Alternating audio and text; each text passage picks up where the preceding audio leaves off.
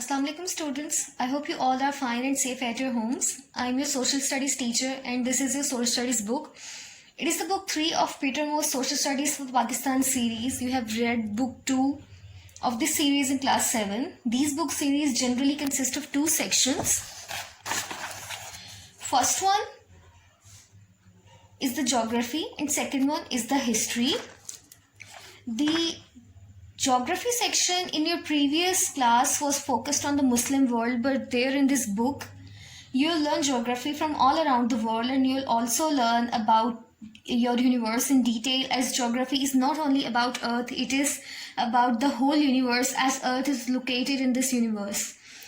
Then come to the second portion, which is the history section, which this history section starts with the history of subcontinent. The first chapter of the history section is the concept of the two-nation state. You have read the history of Pakistan or the subcontinent before and after the partition in much detail in class 7, but here you'll read with international perspective the whole history of Pakistan or the subcontinent with an international perspective. Also, you learn very different kind of history in this book.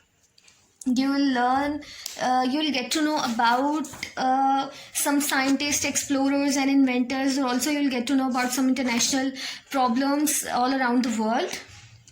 So, today in this first lecture, we're going to start a history section and the chapter number 11, which is the concept of the two-nation state.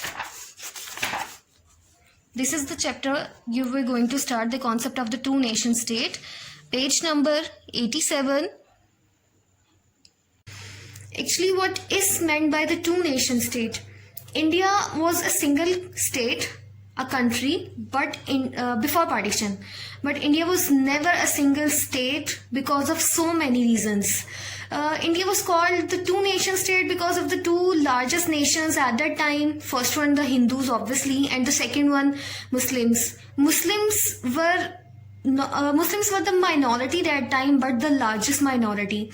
That is why India was called the two-nation state.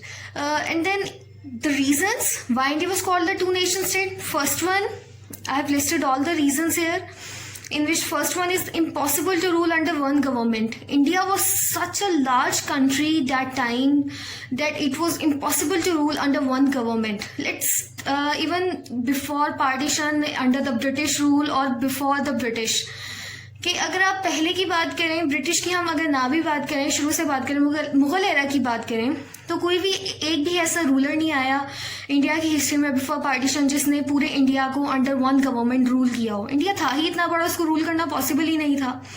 Example ले लें Mughal ruler Aurangzeb की. औरंगजेब वो Mughal ruler था जिसने सबसे ज़्यादा area पे rule किया था इंडिया के. पूरे तो नहीं, लेकिन सबसे ज़्यादा. Mostly I think southern tip थी जहाँ पे वो उसने रूल नहीं किया था, जहाँ पे उसकी गवर्नमेंट नहीं थी. उस टाइम भी मुगल एरा के दौरान भी इवन की मुगल गवर्नमेंट तो थी, लेकिन साथ साथ जो सिख थे, सिख्स की भी गवर्नमेंट थी कुछ कुछ एरियाज में, कहीं मराठास की भी थी एंड जट्स की भी थी इवन के. लेकिन कभी भी सिंगल गवर्नमेंट नहीं बना सका कोई भी रूलर. उसकी बहुत सारी रीजंस थी. सबसे पहली तो यही थी कि इंडिया को इतने बड़े एरिया को पॉसिबल नहीं था रूल करना अंडर वन गवर्नमेंट. औरंगजेब की जैसे एग्जांपल लिए हमने, औरंगजेब की बात की. अच्छा, एक औरंगजेब के बारे में एक बड़ा इंटरेस्टिंग फैक्टर ये है कि मुगल एरा के डाउनफॉल की एक बहुत बड़ी रीजन औरंगजेब को समझा जाता है. उसकी रीजन ये है कि औरंगजेब ने सबसे लंबे टाइम तक गवर्नमेंट किया और बहुत एजेड हो गया था जब उसकी डेथ हुई थी. और उसने एक सबसे बड़ी गलती अपनी गवर्नमेंट के दौरान ये की कि अपने बेटों को अपने साथ गवर्नमेंट में इंक्लूड नहीं किया, उनको सिखाया नहीं कैसे रूल करना. तो औरंगजेब के बाद ऐसा कोई रूलर बचा ही नहीं जो अच्छे से हर चीज को मैनेज कर सके, इतने बड़े इंडिया को रूल कर सके, उसको रूल और हैंडल कर सके.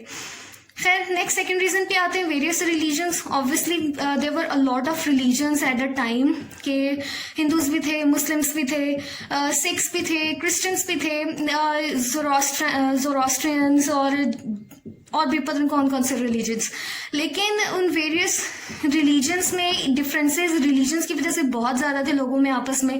फिर डाइवर्स कल्चर के इन रिलीजन्स की वजह से ही जो कल्चर्स थे लोगों के आपस में बहुत डिफरेंट थे। कुछ एरिया में लोग जो रहते थे उनका कुछ और रहे, कस्टम्स और ट्रेडिशंस थे, कुछ एरिया में कुछ थे। रिलीजन एक बहुत बड़ा फैक्टर था डाइवर्स कल्चर की। अब जैसे एक कॉमन से एग्जाम्पल लेते हैं कि Muslims eat the meat of cow while Hindus worship cow, और ये बहुत बेसिक से एग्जाम्पल है। उसके अलावा बहुत सारे डिफरेंसेस थे उनके कल्चर में। फिर नेक्स्ट पॉइंट पे आते हैं कंटिन्यूस फाइटिंग्स कि एक तो पूरे मुगल एरा जनरली नहीं भी उस टाइम पे, जब तक इवन के ब्रिटिश पार्टीशन ऑफ इंडिया तक जो फाइट्स थी, वॉर्स थी, बहुत ज्यादा रही हैं। इवन कि अगर एक सिंपल सी देखें तो पानीपत की वॉर ही 3 दफा हुई है इंडिया में। सबसे पहली बाबर के टाइम पे हुई थी, फिर दूसरी तीसरी दफा, 2 दफा आई थिंक मुगल एरा में हुई, तीसरी दफा ब्रिटिश इंडिया के दौरान, ब्रिटिश टाइम से पहले, हाँ 18th सेंचुरी में हुई थी थर्ड पानीपत की वॉर। तो ये वॉर्स की वजह से इकोनॉमी तो पूरी की पूरी डिस्ट्रॉय हो चुकी थी और स्टेबिलिटी थी ही नहीं शुरू से ही। इन वॉर्स की वजह से आपस में कभी अलायंस बन ही नहीं सकी। बेशक एक गवर्नमेंट नहीं थी लेकिन अलायंस भी कभी नहीं फॉर्म हो सकी। फिर इकोनॉमिक प्रॉब्लम्स, अच्छा हमारी ट्रेड अच्छी थी शुरू से ही, हम पार्टीशन से पहले भी हम स्पाइसेस वगैरह ट्रेड करते थे। उसके अलावा और भी बहुत सी हैंडीक्राफ्ट स्किल्स बहुत अच्छी थी। एग्रीकल्चर में बहुत स्ट्रांग था इंडिया शुरू से ही। लेकिन एक मिस्टेक ये थी कि वो मुगल एरा की अगर बात करें तो वो टाइम था जब पूरी इंडस्ट्रियल रेवोल्यूशन आ रहा था पूरे वर्ल्ड में, लेकिन हमने उस फील्ड की तरफ फोकस ही नहीं किया, हमारा ध्यान ही नहीं गया। फिर उसके अलावा टैक्स का एक प्रॉपर सिस्टम नहीं था, कभी भी कोई लॉ नहीं था। कोई गवर्नमेंट कुछ तो देते थे, टैक्स गवर्नमेंट को पे करते थे लेकिन मोस्टली नहीं करते थे। तो यहाँ से भी इकोनॉमी का बहुत नुकसान हो रहा था, जो कि ब्रिटिश इंडिया के दौरान तो बिल्कुल ही खराब हो गई थी इकोनॉमी और बहुत ज्यादा इश्यूज फेस करने पड़े थे। सो खैर, these are the reasons why India was never a single state. And also girls, this is students, everyone, girls and boys, this is also a question number 1 of the book. Why do you think was all of the subcontinent not united under any past native ruler or government? These 5 points are the reason. If you think of any other points, please write it in your answer. You have to write it as it is your diary also. Do question number 1 of chapter number 11 on sheets. It is written here on sheets because you don't have your journals right now. You can do your classwork on the sheets, and if you find difficulty anywhere in writing your answer, you can ask in your respective WhatsApp groups. Then a small topic, next one, British India. अब जब British India की बात करें वहां से हटके, तो उस टाइम पे इंडिया सबसे पहले जो एंटर हुआ था, ब्रिटिश एंटर हुआ था इंडिया में, वो अब ट्रेड के थ्रू एंटर हुआ था। और शाहजहां रूलर का वो टाइम था जब सबसे पहले ब्रिटिश जो था इंडिया में एंटर हुआ था।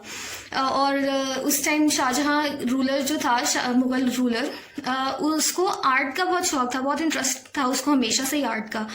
तो उस वक्त फ्रेंच ट्रेडर्स थे, उन्होंने उसको इम्प्रेस किया था अपनी कुछ आर्टिस्टिक स्किल्स के साथ। वो इम्प्रेस हुआ था, उसने अलाउ किया था। फिर जब यहाँ पे आए थे ट्रेडर्स, आहिस्ता आहिस्ता उन्होंने, फिर ब्रिटिश से आए, यूरोप से और भी ट्रेडर्स आए, फिर उन्होंने अपनी छोटी छोटी कंपनीज बनानी शुरू की। इस तरह से ईस्ट इंडिया कंपनी बनी थी। और ईस्ट इंडिया कंपनी जब बनी उसके बाद खैर वॉर ऑफ इंडिपेंडेंस हुई। आहिस्ता आहिस्ता मुस्लिम्स इतने वीक हो चुके थे, या हमारी जो इकोनॉमी थी इतनी वीक हो चुकी थी कि इसका फायदा उठाया था ब्रिटिश ने। फिर वॉर ऑफ इंडिपेंडेंस हुई थी 1857 में। फिर उसके बाद से इन्होंने यहाँ पे आहिस्ता आहिस्ता रूल करना शुरू किया था। लेकिन ब्रिटिश भी कभी भी पूरे इंडिया पे रूल नहीं कर सके थे। जब ब्रिटिश इंडिया में की भी ब्रिटिश की गवर्नमेंट थी इंडिया में, उस टाइम पे भी 560 इंडिपेंडेंट स्टेट्स थी। जैसे 1911 में 560 इंडिपेंडेंट स्टेट्स थी। और अच्छा, इंडिपेंडेंट जिसको हमने प्रीवियस क्लास में प्रिंसली स्टेट्स भी पढ़ा था। अच्छा, इसकी भी पीछे एक स्टोरी है कि इंडिपेंडेंट स्टेट्स तो थी, कुछ बहुत छोटी स्टेट्स भी थी और कुछ बहुत बड़ी बड़ी स्टेट्स भी थी। जैसे हैदराबाद की यहाँ पे आपकी बुक में एग्जांपल दी हुई है। Hyderabad was a state in the province of Deccan with area of 212,000 square kilometre, which is very large. But India independent states के साथ भी ये कभी भी इन स्टेट्स इंडिपेंडेंट नहीं थी कि they pretend to be free, but they couldn't do anything without British approval. It is also because British had advisors in each independent state. They couldn't do anything without the approval of British. So you can also say that British were ruling the independent states with indirect rule, not the direct rule. Yes, students, that's all for now.